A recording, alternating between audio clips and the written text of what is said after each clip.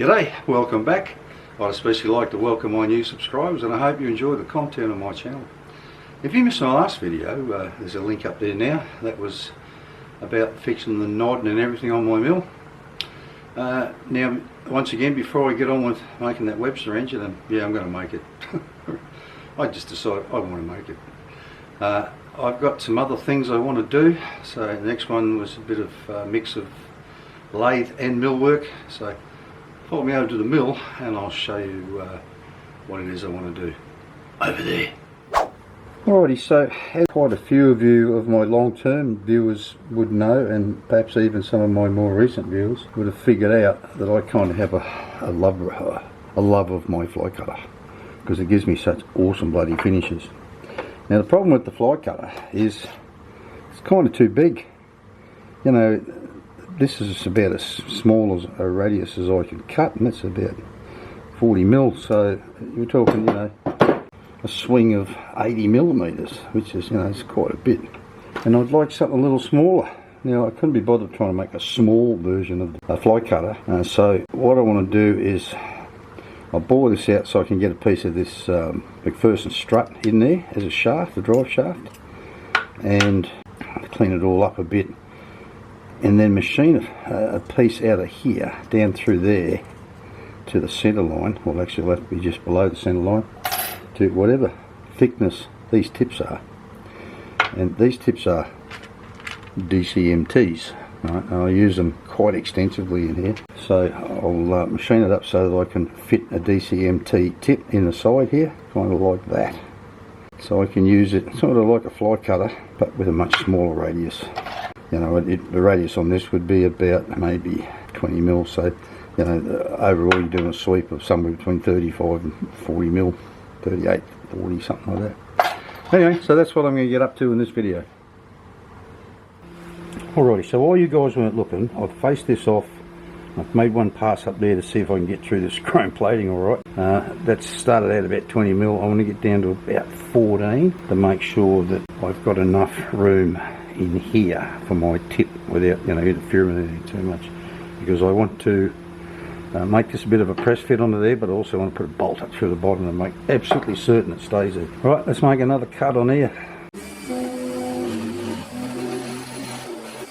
I might change this tip. It's one I already used before and I just threw it up there. I've got a feeling I took it off because it was cutting the way this one, it's cutting now. Even though it looks okay, it's not cutting very well. It's the last of my 0.4 radius desk guard tips.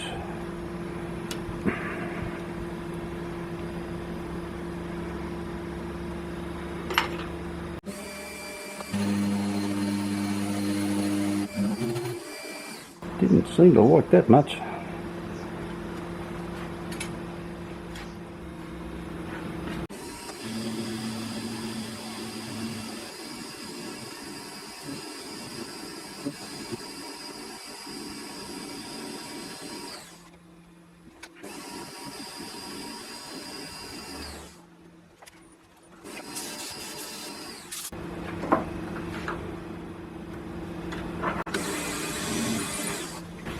Righty, so now I want to put a 6mm M6 thread up the bum of it here.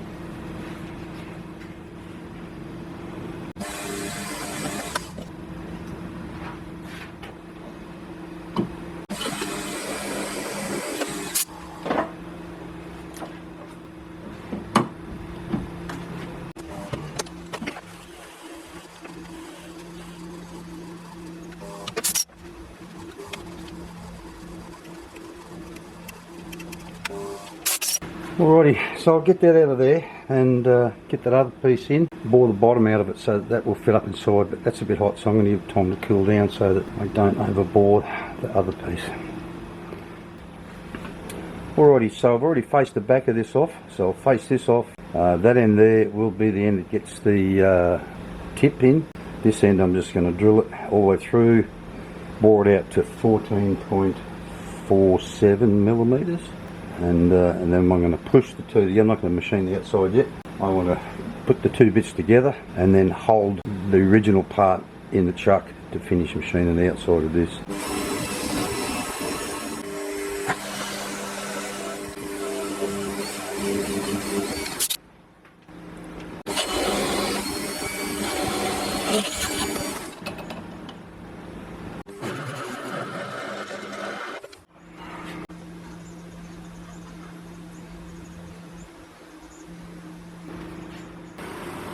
No, you wouldn't read about it. Now the battery's gone flat in the X.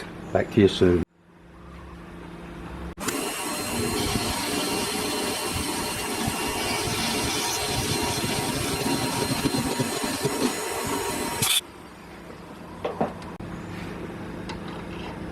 Oh, Jesus. Oh well, Loctite it is. Shit, that's fucking terrible. I can't believe I just did that. Anyway, go a bit deeper too with that in the bottom.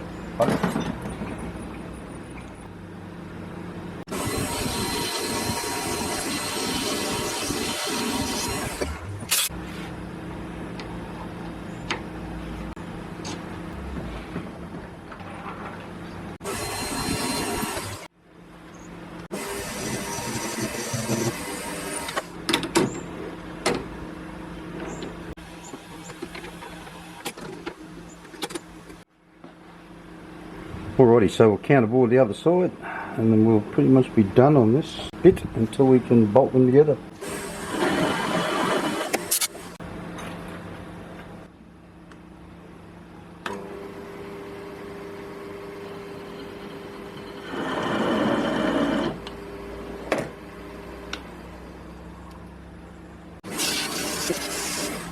Right, so I'll get this out of here and get the two bolted and Loctite together. That's a little bit warm, that, and we'll finish it off. Alrighty, so because that's not such a fantastic fit now, I've given it the old Bush Mechanics treatment and a few centre pop marks all around it. And hit it with a bit of Visbella, aka Loctite. Put it in the Bush Mechanics press and just push it together. And put a bolt at the end of it.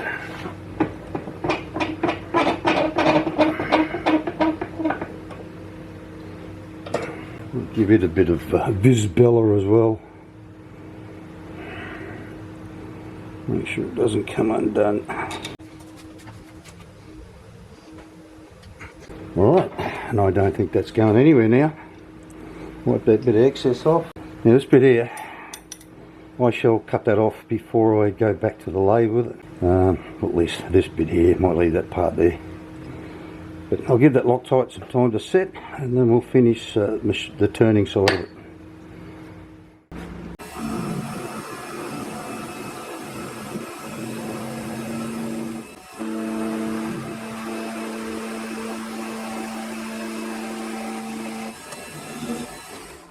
That's a pretty bloody nice finish, that.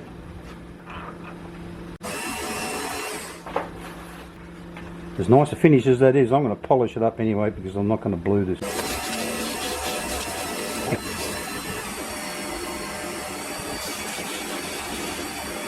Alrighty, so that's it for the lathe work. So it's off to the mill now to machine the bit out the side. Alrighty, a couple of things before I get started. I've done something a little off the cuff that I would normally do to get this back in here further and this back this way further. I just used some parallels and things to offset this whole thing because the nut's bigger than the body, so one either side, a couple underneath to lift it up so I can work on this side so you can see better and well so I can see it better, because if I had it on the other side I'd have to work over the back. So let's get this thing all centered up and see how we zero that out. We're going to need to travel down here. Half that.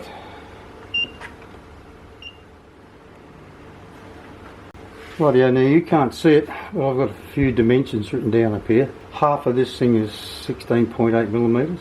The tip is 2.7 millimeters thick, and I need to go in that way about. I should have write that one down. I think it was 7 mil, with a little bit of an angle on it. Yeah, maybe 7 mil. So we need a Z value.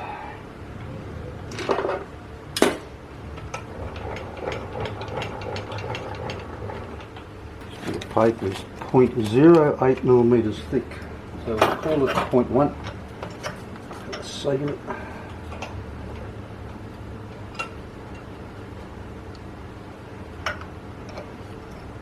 zero that. Rightio, so now we need to offset this a 10mm cutter. Silly me, I didn't zero out the end, but don't know, I'll use this cutter to do that. That'll get me close enough.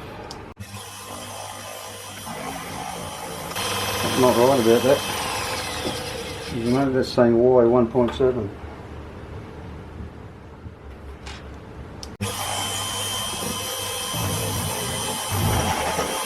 I'm going to take a different approach to this and chop downwards.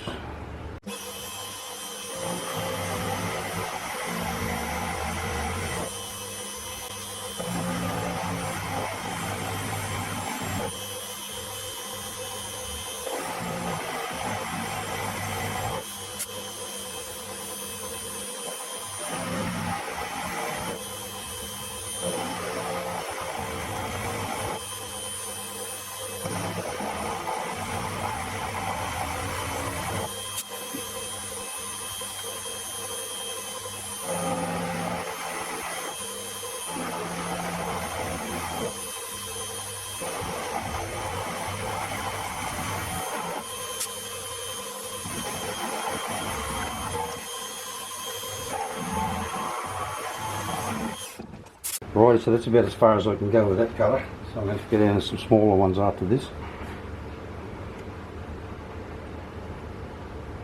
And get right up in that corner up there.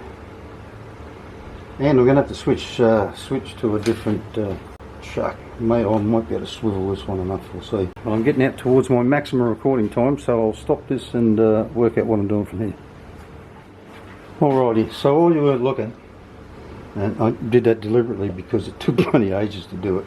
I cleaned this up with a 6mm end mill, and I got that little 4mm end mill of mine, which is like 100mm long.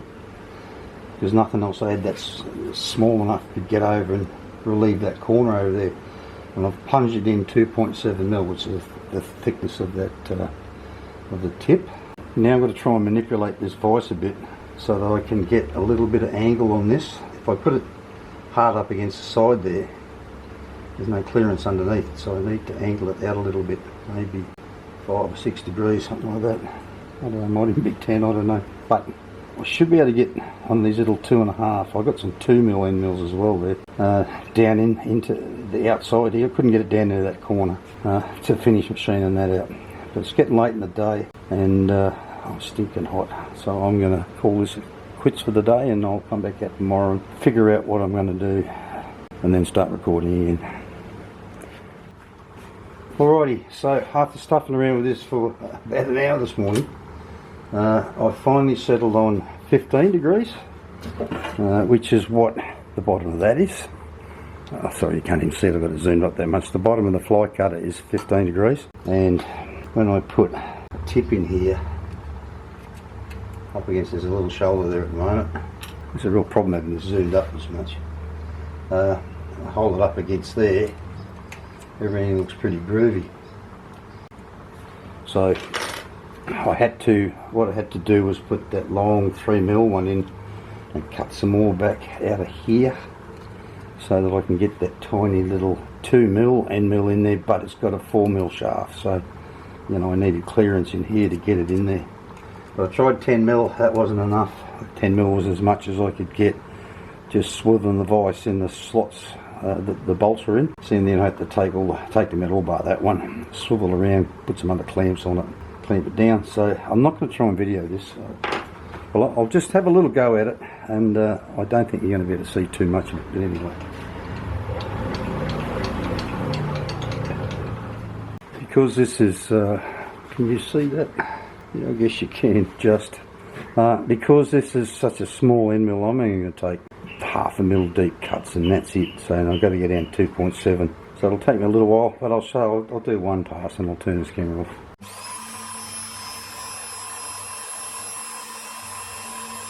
Right, I've got some, I've actually set a 0 at the back and a 0 on the side so I can go to the same spot all the time, but I'm just going to work my way down to 2.7. I might come back when I've finished milling all that out, because I'm going to have to move the table again and everything, so you won't miss much because you can't see much.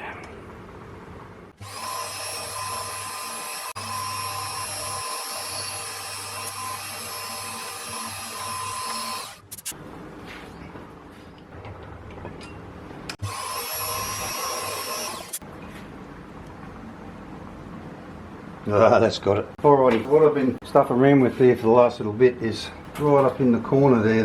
The tip was just getting cord on a bit, and I finally got rid of it. I was using a 2mm cutter, and then I tried a 2.5, and then I just used a 3. So that's got that. So now I've got to get a hole drilled in there, and I think we'll be honky-dory. Alrighty, lucky last spare torque screw that I have for all these tools. Has an M2.5 thread. Now that needs a 2.05 drill, but I only have 2mm, so just going to be really careful when I get tap this out. I already I put in my little 4mm spotting drill while I had the 4mm collet in there, and spotted it. I broke that bloody long. I was trying to dress this up a bit in the back here, and I broke my bloody long 4mm thing. But at least now that gives me a nice clean bit of 4mm to use as a gauge pin, I suppose.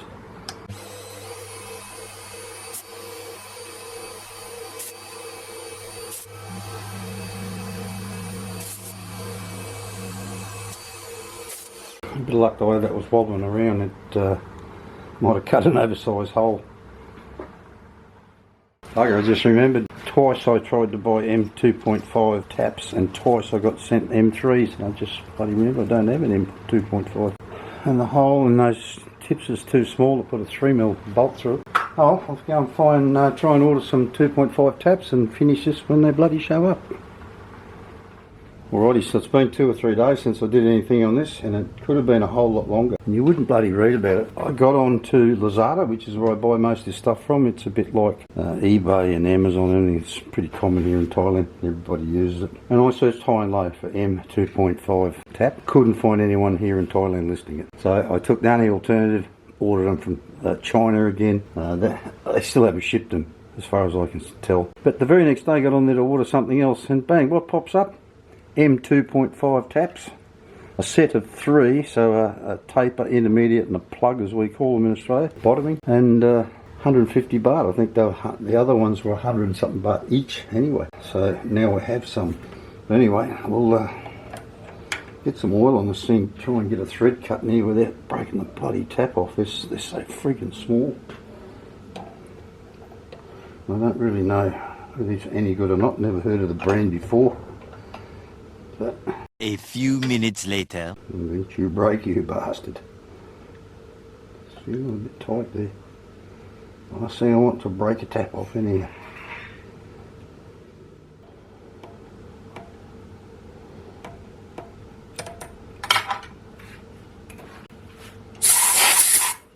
I drilled that all the way through, and I had intended to go all the way through with the tap, but I don't want to push my luck in. So we'll just see if I've got enough thread there now. I used the starting tap and the intermediate tap. So hopefully there's enough thread there. Yeah, plenty. Put a tip in there. Tighten it up and see how it looks. Bloody beautiful, look at that.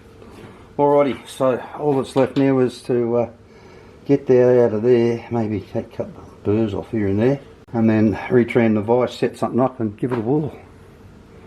At this point in the video, I'd like to thank my patrons. This continued support is greatly appreciated. If you'd like to become a patron, there's a link down in the description. You can sign up there and drop me a couple of dollars every month. If you don't want to be a regular contributor, there's always buy me a coffee. Now let's get back to the build. Alrighty, so I've got this all set up. Now, before I fit this tool up, I'm a little worried about just how much overhang I've given this tip actually. I'm hoping it doesn't snap off. But anyway, let's fit it up in here and touch it off and give it a whirl.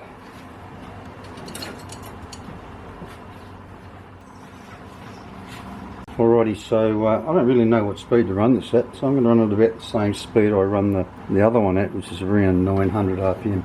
Alright, let's go. Only a bit of scrap bitty in this end. I just noticed it's a lot thicker this end than that end. They're still going at that house up the road.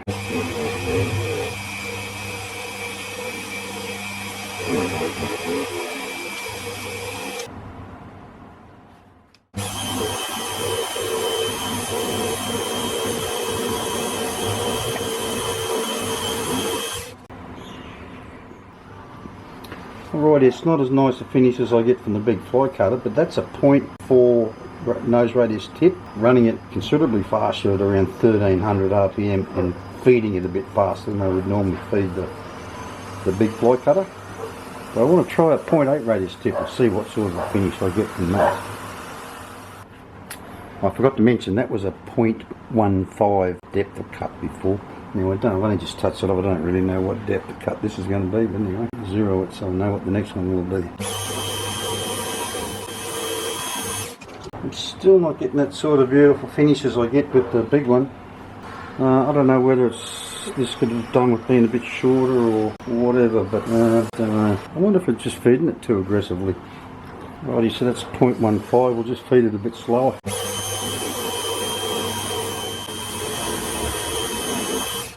Oh, that was no better. I just had a thought while that was cutting that in the past where I've made things out of a mixture of scrapinium and S45C, got fabulous finishes on the S45C and shit finishes on the scrapinium.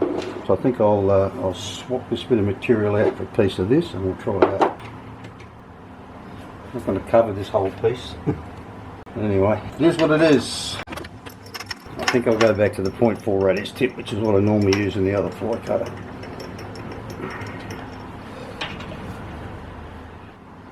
The good news was that when I was still using the 0.4 and trying to clean up that bit of scrapinium, I was taking a 0.5mm deep cut without it breaking the tip, so that was kind of good news. There we go. Let's see how we go with this.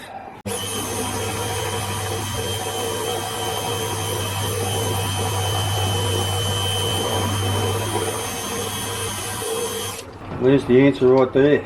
Quality of the material plays part in the quality of the finish. I'm going to make a couple more passes on this. I'll bring you back later. Well, I got to say that finish there is pretty much every bit as good as what I get from the big one. So I'd call this build a success. If you enjoyed watching me make this, how about smashing that like button and giving it a great big thumbs up, because you know it kind of helps me out. I do hope you enjoyed building and watching me make that. So that's about it for this week, and I'll see you all next week for something else. I need to do some repairs to my bandsaw, so we'll get into that. Might even use this on part of there when I do that. So I'll see you next week. Bye bye.